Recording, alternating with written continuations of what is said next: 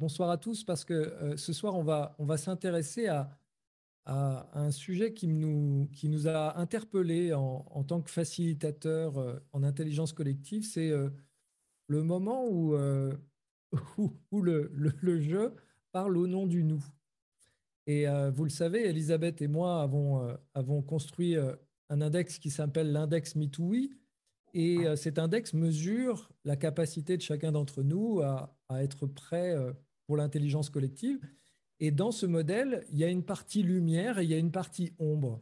Mm. Et ce qu'on aimerait partager avec vous ce soir, c'est comment dire, le moment où le jeu parle au nom du nous et c'est plutôt une ombre, et le jeu parle au nom du nous et c'est plutôt une lumière. Donc, on va explorer ce soir cette articulation de l'ombre et de la lumière, et c'est très concrètement et techniquement exprimé, puisque, comme vous le voyez, Elisabeth est en noir et blanc. Et moi, je suis dans la lumière, ce qui n'a rien à voir avec la réalité, en fait. Mais c'est juste qu'on a techniquement je ne sais pas pourquoi, on est Ouais, dans cette configuration-là. Et en même temps, ça m'amuse parce que finalement, c'est un peu en lien avec le sujet de ce soir. c'est vrai, on n'avait pas réalisé ça, on ne l'avait pas anticipé, et ça rejoint aussi une notion qui est importante en intelligence collective, qui est d'être à l'aise avec l'incertitude. Cette idée, en fait, que euh, la certitude, enfin voilà, le monde VUCA, l'incertitude, quand on est bousculé dans nos vies, on n'est pas forcément confortable avec ça. Et pour autant, la certitude mène à la mort quand la ligne est toute droite, toute tracée et que l'on construit avec certitude tout ce que l'on aimerait vivre. Et l'incertitude nous oblige à de l'innovation, à de la créativité, à de la curiosité et mène à la vie, à trouver des solutions, à se réinventer, etc. C'est exactement la période actuelle, encore plus imagée, dirons-nous, à condition effectivement d'être en capacité de tenir ce nous et de dépenser un petit peu nos égocentrismes. Voilà, donc on avait envie de parler de ça avec vous. Et peut-être en amont le cadre, Jean-François. Alors oui, on va poser un cadre pour ce soir. Donc, euh, ce soir, ce qu'on voudrait partager, c'est évidemment, pour ceux qui nous connaissent, c'est plutôt une approche expérientielle. C'est plutôt que vous viviez une expérience avec nous plutôt que de vous raconter quelque chose. Donc, on va vous proposer de vous sentir libre de participer et que ce soit vraiment euh, volontiers si vous participez avec nous. Et puis en même temps, sentez-vous libre. Si vous n'en sentez pas le désir, si vous n'en sentez pas l'envie, ou si ce désir évolue ce soir tout au long de notre travail ensemble, oups, excusez-moi, c'est, hop là, eh bien, c'est de vous sentir vraiment libre de participer. Ensuite, bienveillance, vous allez voir, on travaille avec l'ombre et la lumière, et ça nous a semblé important de mettre la bienveillance au centre de ce travail. L'ombre n'est pas là pour être jugée, ça ne fait que la renforcer. Donc, c'est lui donner de la place et en même temps de créer un contenant autour de cette ombre fait de bienveillance, de respect pour soi, de respect pour l'autre. Et c'est vraiment une façon de créer un cadre contenant pour cette expérience ce soir. Puis Et ensuite, on va... oui, Oui, je voudrais vas-y, juste Elisabeth.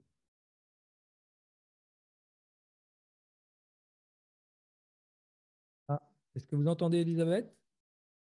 Non, limitante, dégénérative, celle qui nous impacte mais qui nous tire en arrière dans tous ces process.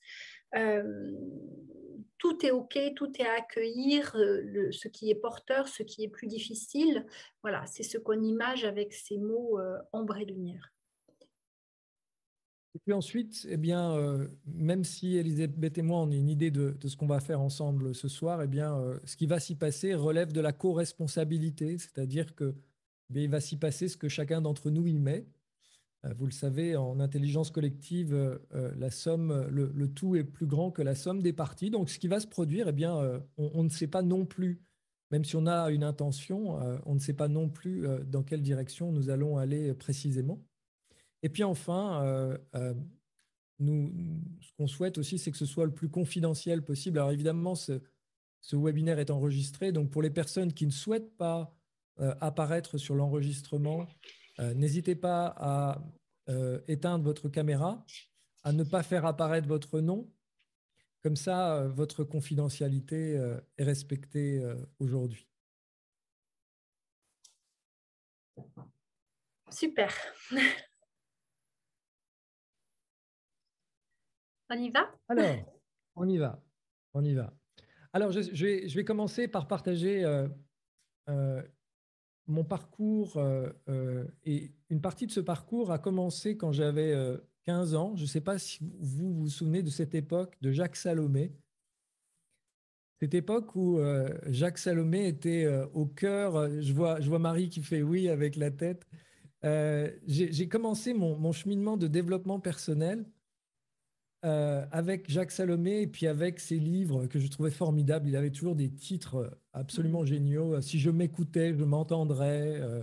Pour ne plus vivre sur la planète Terre, P-A-I-R-E.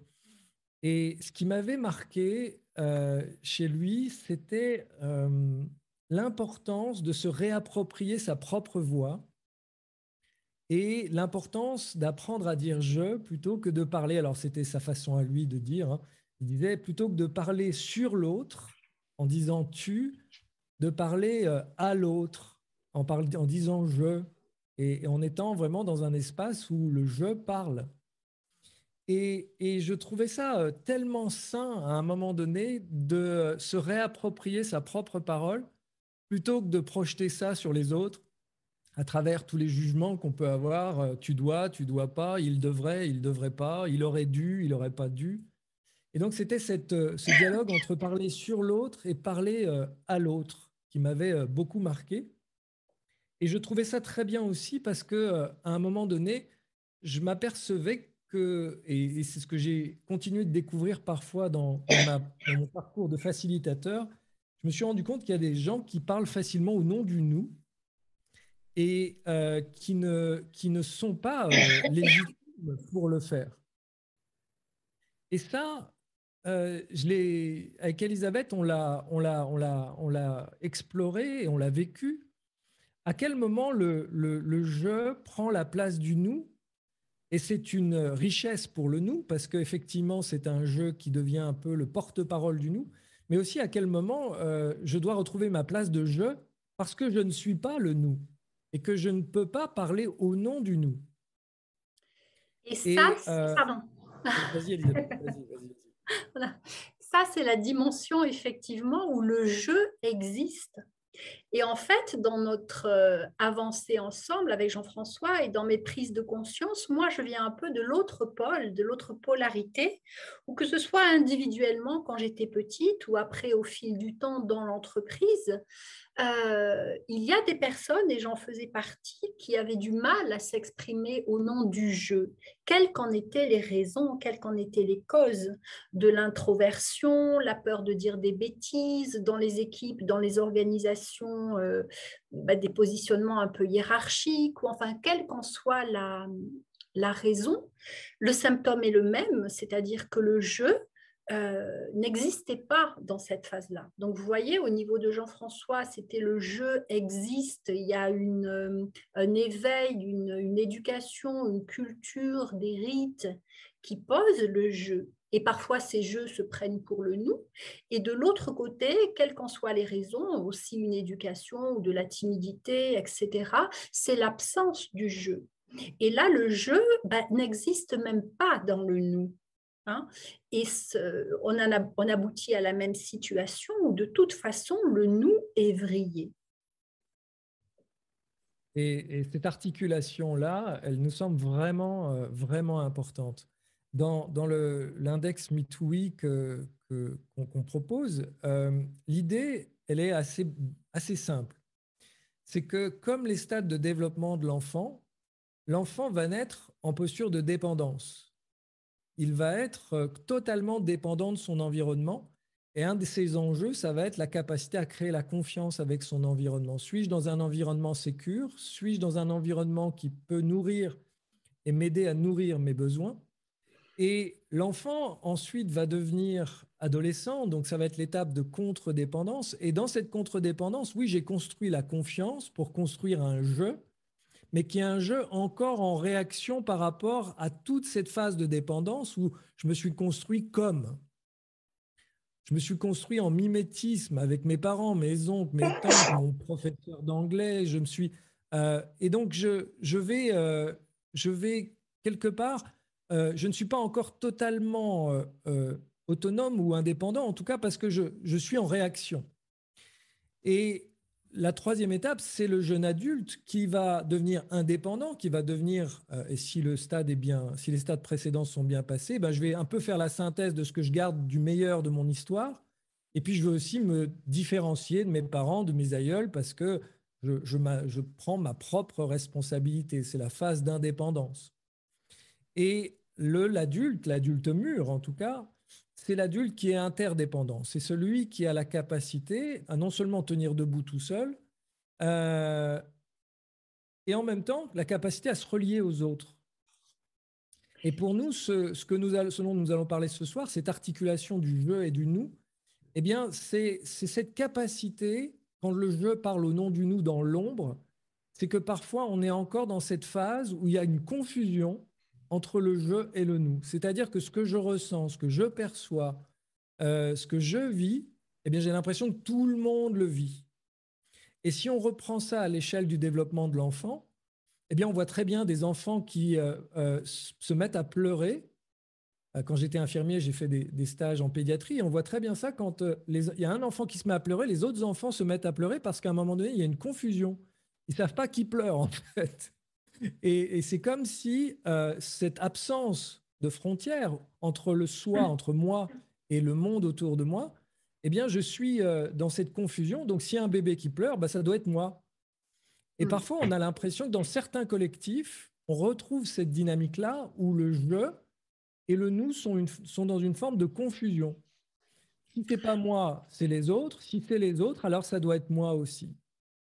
Et donc, ce qu'on avait envie de vous proposer, c'est de travailler sur l'étape d'après, évidemment, c'est-à-dire sur la capacité à poser des frontières. Alors, bien évidemment, ça, oui. Elisabeth, vas-y. Alors, je suis désolée, hein, moi j'ai des décalages, donc on l'a déjà dit, on va y revenir, ces étapes de dépendance, contre-dépendance, indépendance et interdépendance, il n'y a aucune étape n'est idéale, même l'interdépendance. Ou alors dans le sens où l'interdépendance, ça signifie je sais quand je dois éventuellement me mettre en contre-dépendance, il y a un danger, je suis dans une équipe et je perçois un danger. Ma façon d'être, comment dire, mature, d'avoir une position mature dans l'équipe, c'est de me mettre en contre-dépendance. Tout ça, on l'avait vu dans d'autres webinaires, ça dépend. Je suis nouveau, jeune diplômé, j'arrive dans une équipe ancienne ou dans une équipe qui a une expertise, je ne vais pas me mettre en indépendance parce que je ne connais pas encore le contexte, par exemple.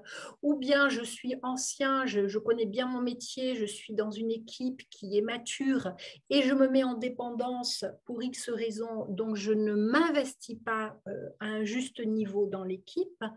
Et toutes ces postures-là, tous ces positionnements-là, en fait, vont vraiment influencer, avoir une matérialisation au niveau du jeu et au niveau du nous. Et pour nous, par rapport à l'approche que nous proposons, c'est évidemment d'abord une expérience somatique. Alors, on a envie de vous faire vivre cette notion de frontière. Alors, si tu permets, juste avant, quand même, j'aimerais apporter, Jean-François va guider la dimension somatique, on va vous inviter à vous lever, etc. La posture du nous, c'est la 4e position de perception pour les PNListes. Est-ce que il y a des PNListes ici parmi vous? Aucun. Ces postures, oui, Isabelle. J'étais étonnée de voir Isabelle qui ne lève pas la main. Oui, qui a entamé son parcours PNL. La posture du jeu en PNL, c'est vraiment moi. Donc, on va vous inviter à vous centrer sur vous-même dans une situation donnée, un contexte donné. Et puis, vous allez vous lever, on va bouger 4 positions autour de vous, pas la peine d'avoir beaucoup de place. La 2e position, c'est la position du tu. Vous êtes en interaction avec quelqu'un. Quand vous prenez sa position de perception, c'est la capacité à percevoir ce que l'autre va voir, entendre et percevoir de vous dans l'interaction. La troisième position de perception, c'est une position méta, quelqu'un qui dans le système vous observerait tous les deux. Donc la troisième position de perception permet déjà d'avoir une visualisation de l'interaction des deux précédents, A et B, première et deuxième position. Ça c'est bien, mais quelque part on n'est pas dans le nous, on est dans quelque chose de plat. Donc la quatrième position de perception est arrivée plus tard dans les années 85-90, introduite par Robert Dills, et justement dans le cadre des organisations. Et vous imaginez en fait une sorte de pyramide et cette capacité à monter en hauteur, en méta, et à percevoir l'ensemble du système. Donc il s'agit vraiment d'être en capacité de passer par les premières, deuxième et troisième pour prendre de la hauteur et percevoir le système parce que le système va dépasser les trois précédents, va inclure d'autres personnes, d'autres parties prenantes, et c'est ça qui constitue le nous. Le nous étant constitué d'un champ d'interaction. Donc il s'agit vraiment au fil du temps d'apprendre à percevoir ces interactions qui ne sont ni le jeu, ni le tu, ni un observateur externe, et qui parfois impliquent qu'on lâche certaines parties d'un avis personnel ou certains enjeux personnels. Donc j'espère avoir été claire à ce niveau-là. On vous joindra. On t'a perdu un tout petit moment au niveau de l'audio. Eh ben, on va juste maintenant le mettre en pratique. Donc, l'enjeu de cette pratique, pour moi, si vous faites partie d'une équipe, si vous faites partie d'un collectif, c'est non seulement pour vous-même de connaître vos propres frontières, parce que sinon, en parlant au nom du nous, vous allez créer de la confusion, et en même temps, d'aller au-delà de vos frontières, parce que vous pouvez aller chercher des informations qui sont du registre du nous, en les exprimant en disant « je ». Donc concrètement, qu'est-ce que ça veut dire? On va commencer par une première expérience de chauffe. Je vous invite à vous lever. On est dans une approche générative et somatique. Judith Delosier partageait il y a 2 semaines, on était avec elle, dès le début de la PNL et de ses approches, elle trouvait que le corps n'était pas assez utilisé, mis à l'honneur quelque part. Et avec cette jolie image, si ça devait être comme ça, on ne serait que des têtes flottantes. Voilà. La première dimension pour bien installer ces frontières saines, c'est sain d'avoir des frontières. Je ne sais pas vous, mais pendant longtemps, on a beaucoup insisté sur l'importance de la gentillesse, l'importance de l'altruisme. Mais l'altruisme sans frontières, c'est l'abus possiblement. La gentillesse sans frontières, c'est aussi l'abus potentiellement. C'est-à-dire que si je suis trop gentil, si je suis trop altruiste, eh bien je peux, et je n'ai pas ces frontières, je peux vraiment être abusé parce que les autres rentrent. Mais ils rentrent pas juste parce qu'ils rentrent, ils rentrent parce que je n'ai pas ces frontières-là. Et apprendre à poser ces frontières et avoir un jeu conscient de ses limites et de ses frontières dans un collectif, ça évite la confusion du jeu avec le collectif. Alors, pour bien sentir cette énergie de la frontière, je vous invite à laisser venir. Je suis heureux, Isabelle, que ça résonne autant. Je vous invite à laisser venir un geste. Si vous mettez en contact avec votre corps, quel est le geste qui exprime le plus la notion de frontière pour vous? Allez-y, intuitivement, si votre corps devait laisser venir un geste, par exemple, pour moi, c'est ça. Je vais le faire de côté pour que ce soit plus explicite, c'est ça. Ça, c'est le mien, c'est ce que mon corps a envie de faire. Mais le vôtre, ça peut être ça. Ça peut être ça. Et sentez vraiment à partir du corps, pas à partir de la tête. Voilà. C'est quoi une frontière?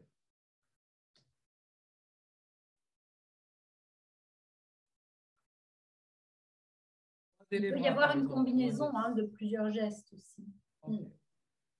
Voilà. Maintenant, on va explorer différents contrastes. Maintenant, je vous propose d'explorer non plus une frontière, mais une fermeture. Prenez un geste qui exprime fermeture, pas frontière, fermeture. Et souvenez-vous, vous avez les jambes, vous avez un tronc, vous avez une tête, vous avez des bras. Donc, activez peut-être, ça peut être par exemple, si je le fais moi, ça peut être ça. Je peux tourner la tête aussi. La tête peut rentrer là-dedans. Ça peut être le poids du corps qui va vers l'arrière. Ça peut être, et ça peut être comment dire, je vois certains qui croisent les bras. Ça peut être, voilà, ça c'est la fermeture. Maintenant, on va explorer à l'inverse, la dissolution du jeu dans l'ouverture totale. Allez-y, ouvrez totalement. Ce que ça veut dire pour vous, être ouvert totalement. Il y a des personnes qui viennent dans des collectifs avec ça.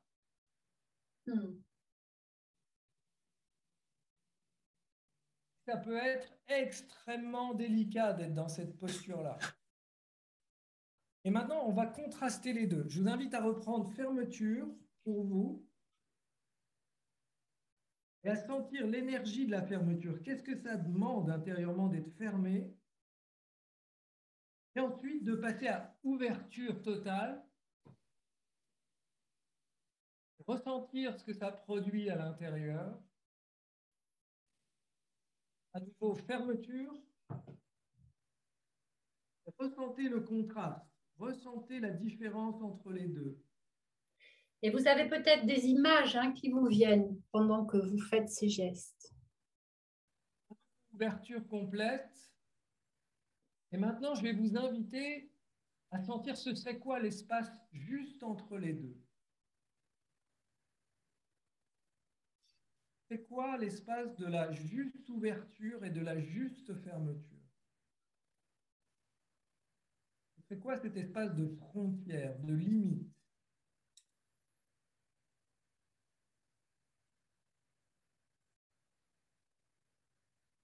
Pour moi, je sens que j'ai moins de tension dans les bras que tout à l'heure. Même si je reste, il y a de l'ouverture, mais en même temps, je suis prêt. Je suis prêt à mettre des frontières. Je suis prêt à mettre des limites. Et à nouveau, quand vous avez trouvé cet espace juste entre les deux, on va le tester. Remettez de la fermeture.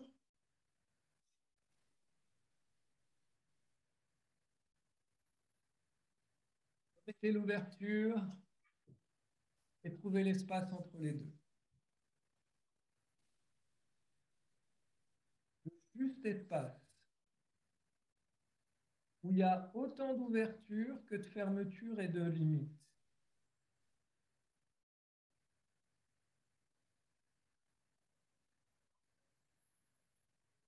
Dans cet espace, il y a 3 mots importants.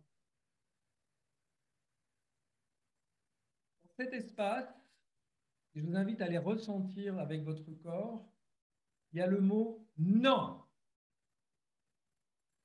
Ressentez l'énergie du non. C'est une énergie qui est plutôt vers le bas, qui est plutôt dans les pieds, qui est plutôt dans le bassin, qui vient des reins. C'est l'énergie du non. Et dans cet espace juste de fermeture, sentez l'énergie du non. Vous pouvez le prononcer, vous avez vos caméras, vos audios coupés, là, allez-y. Vous pouvez le dire à haute voix, non. Et ressentez l'énergie. Et parfois, ça chauffe dans le corps. Ou parfois, c'est coincé un petit peu dans la gorge ou dans la poitrine. Et ce non. Voilà. Relâchez le non, secouez un petit peu le non. Éventuellement, vous vous décalez à côté ou vous changez un peu de place. On parle d'ancrage en PNL. Voilà. Vous n'avez pas d'espace, vous faites un tour sur vous-même. Ensuite, le deuxième mot important dans cet espace, c'est la notion de stop. Il y a des choses auxquelles je dois dire non dans un collectif parce que c'est pas en phase avec moi. Mais il y a des choses aussi qui, c'est un autre niveau de détail, c'est stop. Et sentez l'énergie du stop. À quoi je dois dire stop parfois dans certains collectifs? Donc, reprenez cette posture ou à la fois ouverte et à la fois fermée, cette frontière, et sentez maintenant en le disant l'énergie de stop. À quoi je dois dire stop?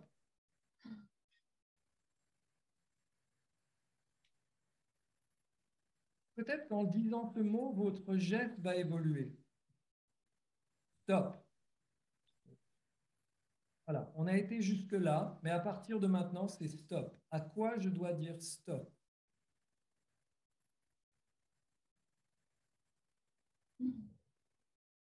Ressentez l'énergie du stop. Ce n'est pas exactement la même énergie que le non, hein. Sentez la différence. Le non, c'est non. Le stop, ça a été jusque-là, mais à partir de là, c'est stop. Et à quel niveau dans votre corps vous sentez quelque chose?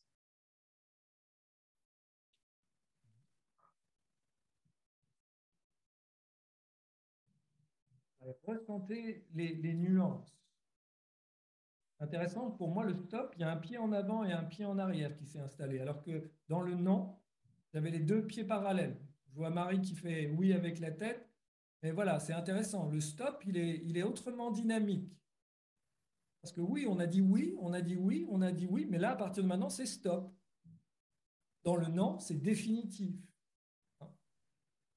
Voilà, secouez le stop. Échanger à côté. Voilà, faites un tour sur vous-même si vous avez besoin. Secouez les bras.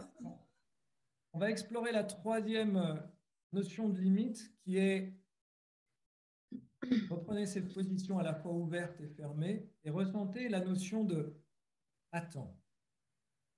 C'est pas non, c'est pas stop, c'est la notion de temporisation. Je temporise. Attends, j'ai besoin de réfléchir. Attends, j'ai besoin de temps pour moi.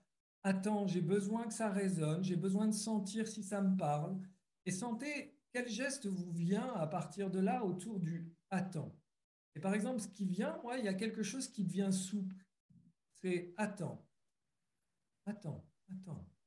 Et même ma voix ou mon ton de voix, je sens quelque chose.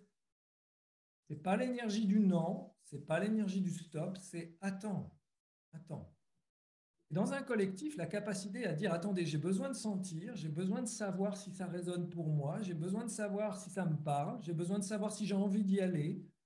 Parce que si j'ai pas cette frontière-là, oh, ils ont dit oui, alors je vais faire oui parce qu'ils ont dit oui. Mais attendez, attendez, vous proposez quelque chose, comment ça résonne pour moi? Laissez venir le geste qui vient avec attendez, attendez, attendez. Je sens que ça me fait respirer. Il y a moins de contraction que dans le stop, que dans le non.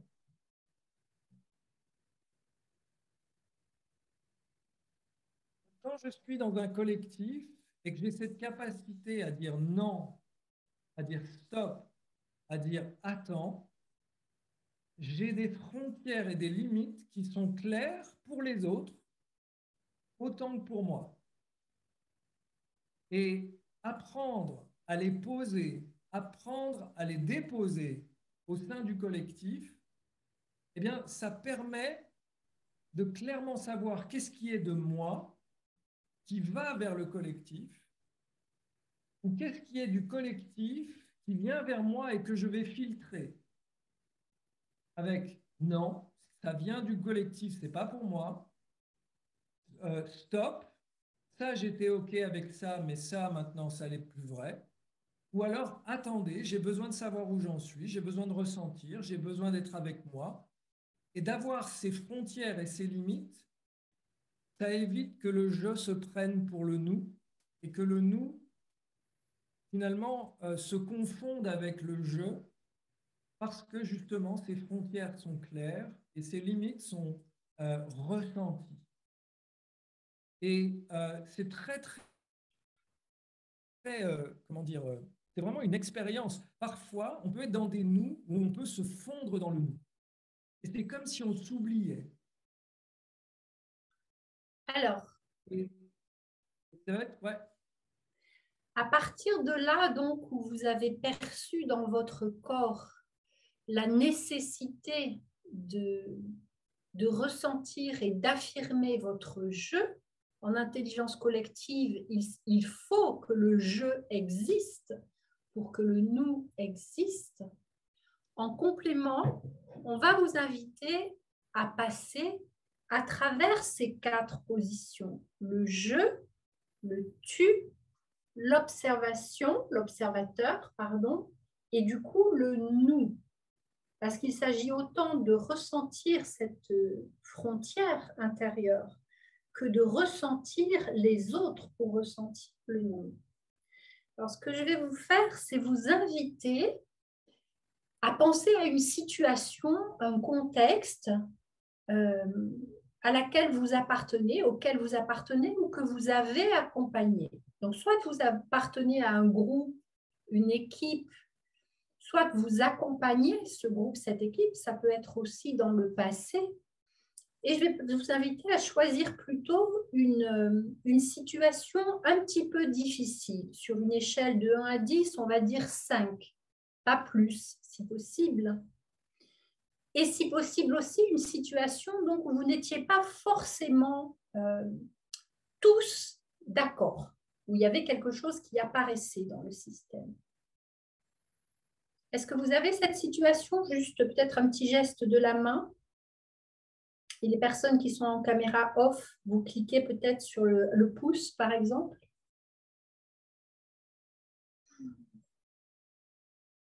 Donc, je ne sais pas, Agnès, Karine, Keren, Muriel, si vous avez cette situation.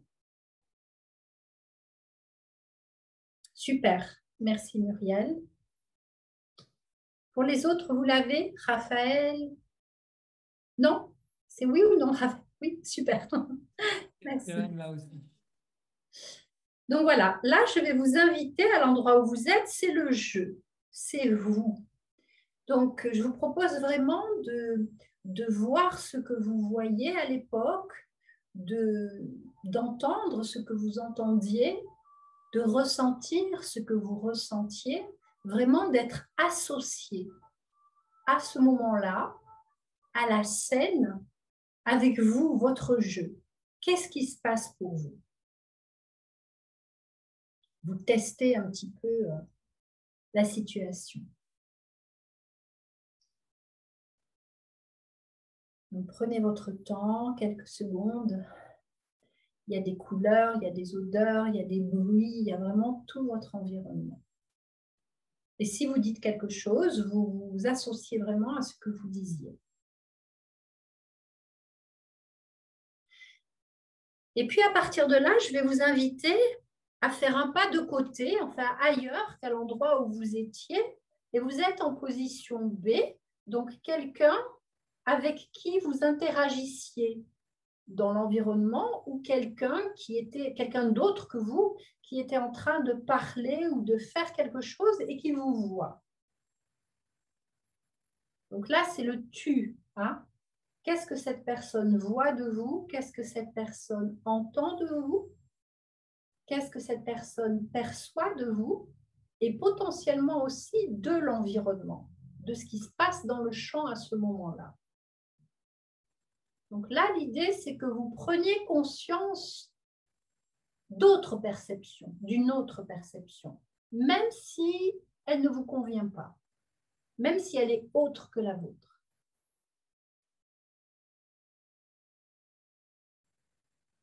Donc là aussi, qu'est-ce qui se passe pour vous? Qu'est-ce que vous notez? Qu'est-ce que vous entendez? Il y a peut-être une prise de conscience.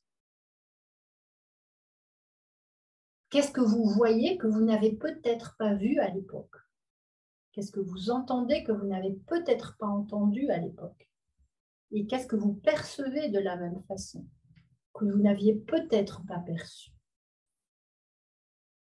À quoi auriez-vous... Pardon? À la place de l'autre. Je disais juste dans le langage commun, on appelle ça se mettre à la place de l'autre. Là, on le fait concrètement. Et par rapport à l'exercice dans lequel vous a guidé Jean-François, est-ce que vous dites non? Est-ce que vous dites oui? Est-ce que vous dites attends? Qu'avez-vous fait à l'époque? Qu'auriez dû vous faire? Des prises de conscience. Et laissez venir, c'est sans jugement. Hein, c'est voilà. Il y a vraiment un éveil, une perception, quelque chose de différent. Et puis, à partir de là, je vais vous inviter à avancer dans une troisième position, celle d'un observateur, vraiment quelqu'un extérieur à la scène, dont vous êtes dans les chaussures de cette personne, dirons-nous. Et cet observateur, cette observatrice, vous voit la personne B avec laquelle vous êtes potentiellement en interaction, voit d'autres personnes, voit d'autres éléments dans le système. Et vraiment dans une posture méta, qu'est-ce qu'il y a de différent? Qu'est-ce qu'elle voit, cette personne? Qu'est-ce qu'elle entend? Qu'est-ce qu'elle peut se dire en vous observant et en observant le système?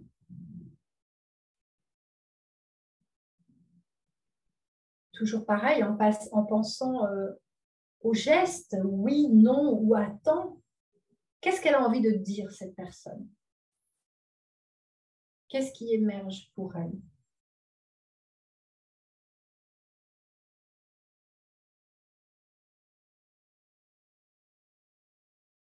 Et puis, à partir de là, je vous invite à continuer dans cette dynamique. C'est comme si vous preniez de la hauteur.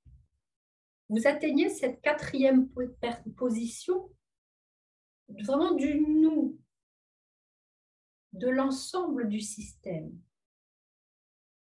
Et qu'est-ce que dans le nous, vous voyez?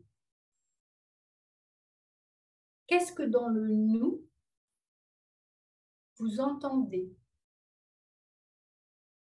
Qu'est-ce que vous percevez? Qu'est-ce qui change? Ce n'est pas forcément dans la tête et c'est surtout pas dans la tête en fait. Faites attention à votre corps, à vos sensations, à votre respiration. S'il y avait un geste qui viendrait, ce serait quoi? Est-ce que l'environnement vous paraît plus lourd, plus léger par rapport au contexte, à la problématique? Qu'est-ce qui est différent par rapport à votre jeu de tout à l'heure? Dans cette position de nous, s'il y avait un geste par rapport au contexte que vous avez en tête, quel est-il?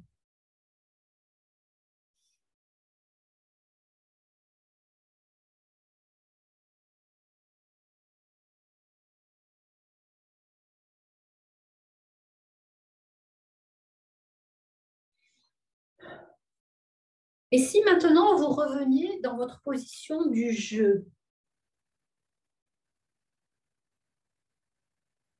quel est votre geste au niveau du jeu? Qu'est-ce qui change dans la même situation? N'essayez pas d'interpréter.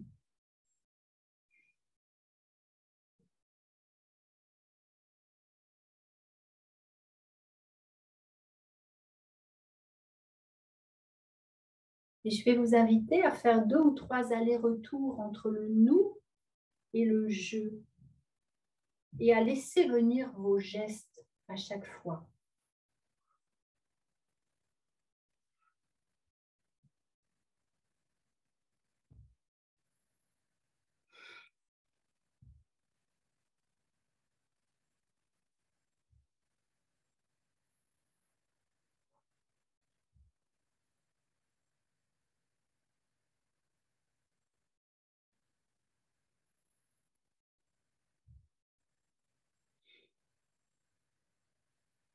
Et du coup, à laisser venir la réponse à cette question. Quelle décision, quelle action me semble juste au niveau du nous? Et est-ce que ce serait la même au niveau du je? Et est-ce que je me sens prêt ou prête à lâcher quelque chose au niveau du je pour, ou au contraire peut-être, qu'il me semble que le nous est en danger et auquel cas je m'affirme dans le jeu. Je dis non ou je dis attends.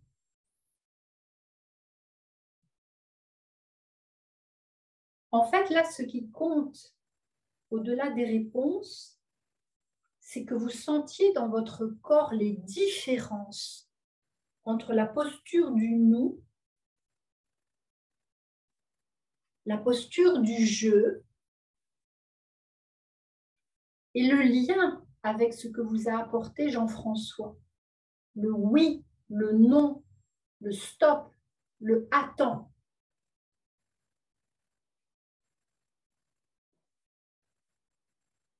Voilà, prenez quelques instants pour ça.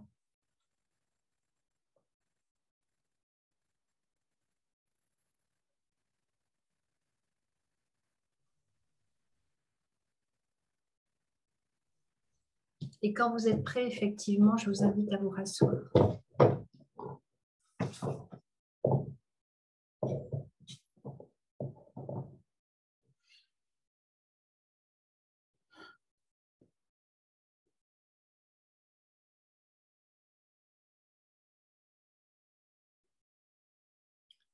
Agnès, Karine, Keren, Muriel, j'espère que vous êtes avec nous et que ça a été.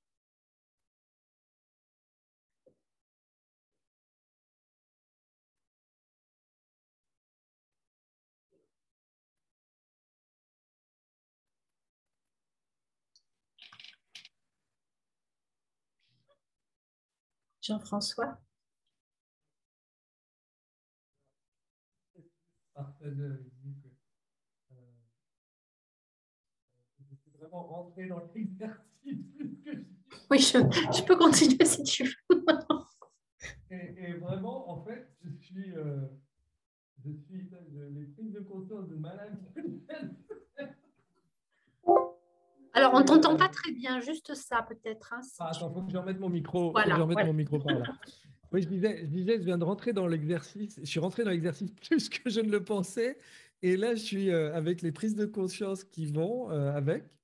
Et c'est assez troublant. Donc voilà, on voudrait vous inviter peut-être à prendre la parole maintenant et à partager euh, quelle était cette expérience dans un premier temps. Peut-être on peut commencer par cette notion d'établir des limites et des frontières entre le je et le nous. Non, stop, attends ou attendez. Comment ça a été pour vous? Quel retour vous pouvez nous faire? Qui a envie de prendre la parole? Vous pouvez juste utiliser la petite icône pour éventuellement lever la main si vous avez envie ou écrire dans le chat. Je vois Raphaël qui a écrit prise de conscience, c'est le mot. Ouais, c'est ça. Ouais, alors je vais le faire puisque finalement moi j'étais participant ce soir. Vas-y, mais vas-y, on peut, voilà. Moi, je voudrais juste partager avec vous. Vous savez, je pense que je me perçois comme quelqu'un d'assez empathique et parfois même trop.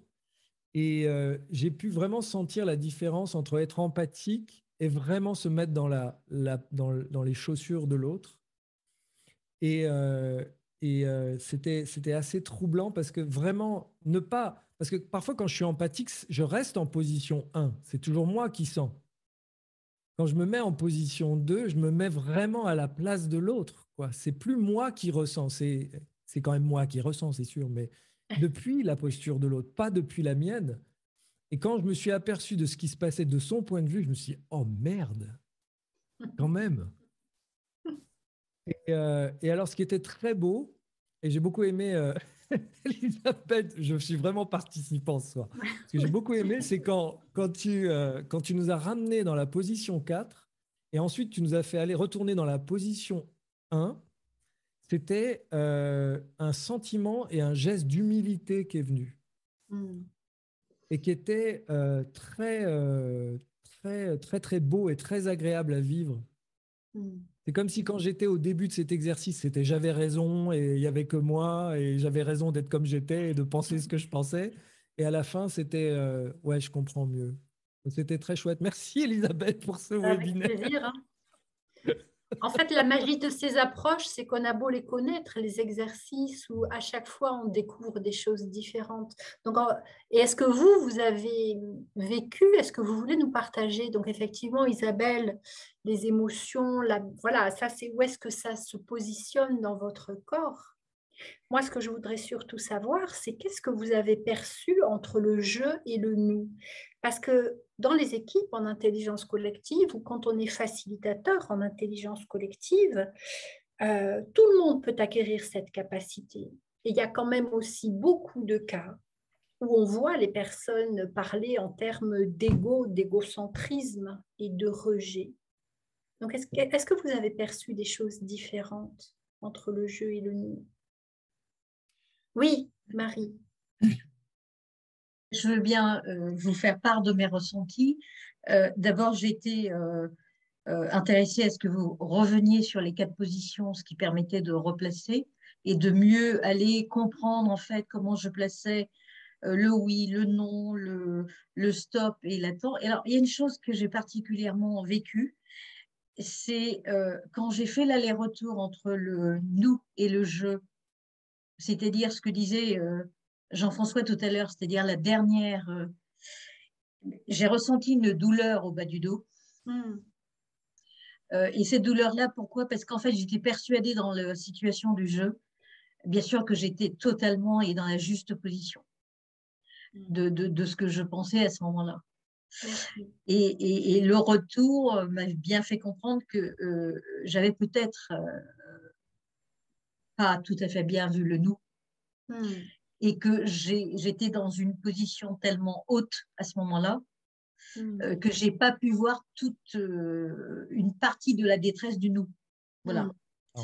C'est un petit peu ça que j'ai ressenti dans une situation extrêmement compliquée que je viens de vivre dans un accompagnement difficile, très, très, très compliqué. Et là, vraiment, j'ai ressenti cette douleur au bas du dos en me disant, il y a peut-être des prises de conscience ou de la non-écoute que j'ai pu effectivement, voilà, j'ai pas utilisé. Et donc, le retour au jeu est important. Et par contre, sur la question du oui, non, stop, attends, le stop, je l'ai vécu comme étant véritablement, alors, le non avec beaucoup de fermeté, mais de crispation dans le corps, etc. Le stop déjà avec un peu plus de douceur. Et l'attente, c'était presque, ben, j'en sais pas plus que toi, donc laisse-moi faire, enfin laisse-moi aller à chercher, quoi. Voilà un petit peu ce que j'ai vécu. Merci. Merci Marie, parce qu'il faut vraiment à la fois beaucoup d'humilité et beaucoup de force dans ces prises de conscience du nous, par opposition ou par complémentarité au jeu. Voilà, c'est... Merci. Jeu d'ego. Oui. Être en mesure de mettre son ego de côté et d'accepter peut-être ce qui n'était pas présent au début. Ouais. Les besoins de chacun. Voilà. Personnellement, moi, ça m'a permis de revivre une situation un peu compliquée. La position, la troisième position a été plus sur les attitudes et le comportement de chacun, en fait. Hein. Et la quatrième position m'a vraiment permis de mieux comprendre, en fait, de mieux comprendre effectivement la systémie et de me dire mais quelles étaient les intentions concomitantes des uns et des deux et quels étaient les besoins en fait des uns et de l'un et d'autre. Et quand je suis revenu dans la position du jeu, effectivement accepter aussi le fait qu'il puisse y avoir des besoins, les mêmes intentions, mais des besoins différents. Ils peuvent être répondus d'une façon différente.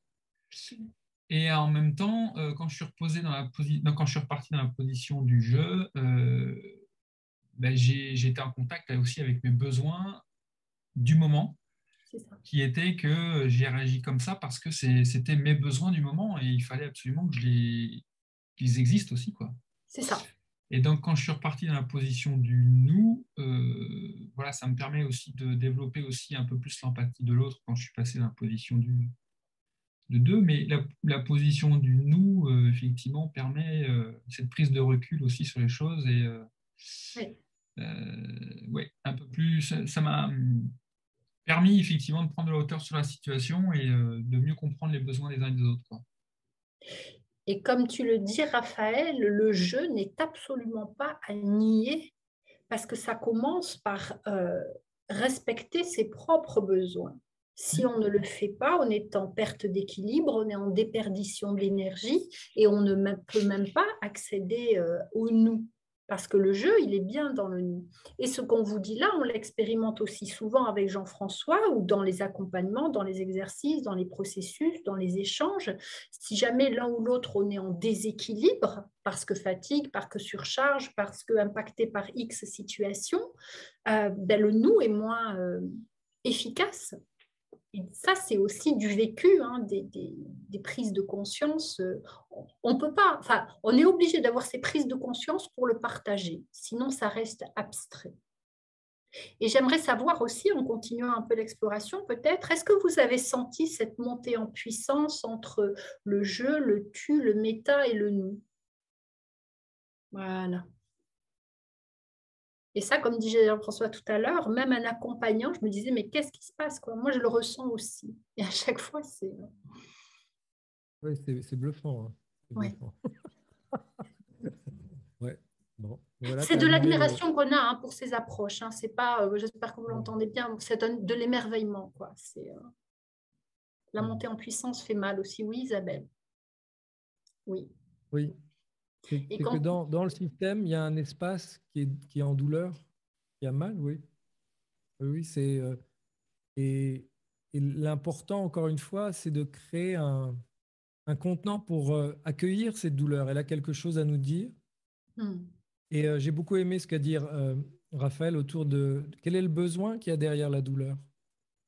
Hein, parce que le grand risque, c'est de rentrer dans le soit moi, soit l'autre, soit le nous, mais d'être dans cette capacité à contenir les trois perspectives en même temps. Il y a des besoins qui sont chez moi, qui sont des besoins auxquels je dois dire oui. Certains, même à moi, mes besoins, je dois leur dire attends ou peut-être non. Mais ils sont là. Et encore une fois, Elisabeth et moi, encore une fois, vous le savez, on est formés à la PNL et on a cette croyance vraiment de fond qui est tout, tout est animé d'une intention positive. Donc si vous avez une douleur, quelle est l'intention positive de cette douleur? Qu'est-ce qu'elle cherche à vous dire? Moi, j'ai ressenti aussi une douleur dans la position 4, et c'est souvent le cas parce qu'on est on est dans la position systémique, quoi. On est à la place du système. S'il y a une douleur, c'est il y a quelque chose qui a besoin d'être dit à cet endroit. Il y a quelque chose qui a besoin d'être exprimé. Et Elisabeth et moi, on est sûr que ça a du sens dans le système.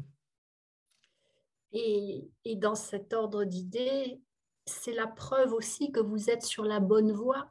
Ce ne sont pas des approches, ce ne sont pas des formations, ce ne sont pas des accompagnements qu'on peut vite bâcler, qui vont vite. C'est pas vrai. Si on vous dit ça, c'est un mensonge. C'est parce que c'est difficile. Ça n'a pas vocation à être difficile, mais ça entraîne tellement de changements et ça bouscule tellement que oui, c'est douloureux.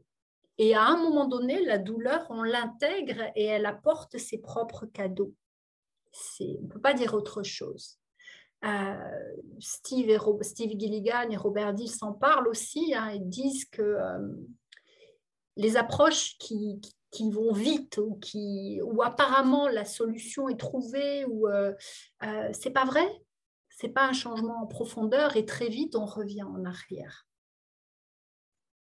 Voilà. Et la générativité, l'accueil, on ne rejette pas l'ombre, on ne rejette pas l'obstacle, mais on crée le contenant, comme disait Jean-François, pour accueillir et transcender ça. Et la solution, la ressource, elle est exactement là-dedans. Et c'est là où cette capacité à passer par ces différentes positions nous permet d'avoir une approche écologique de la situation, parce que je prends en compte différents points de vue.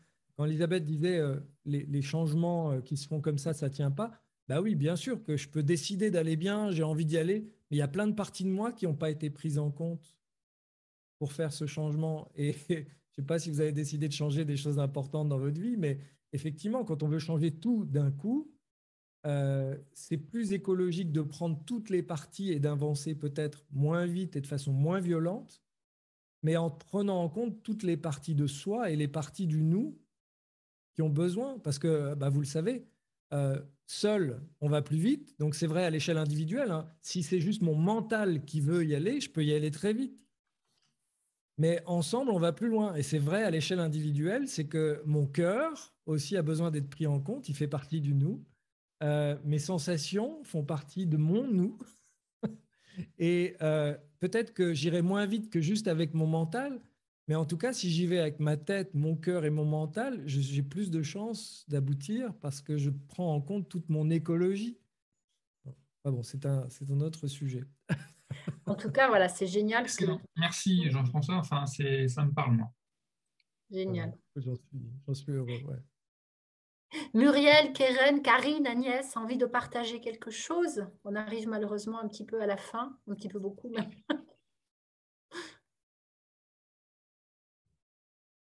Bon, donc forcément, on fait le lien avec les parcours de facilitateurs, etc. à chaque fois, hein.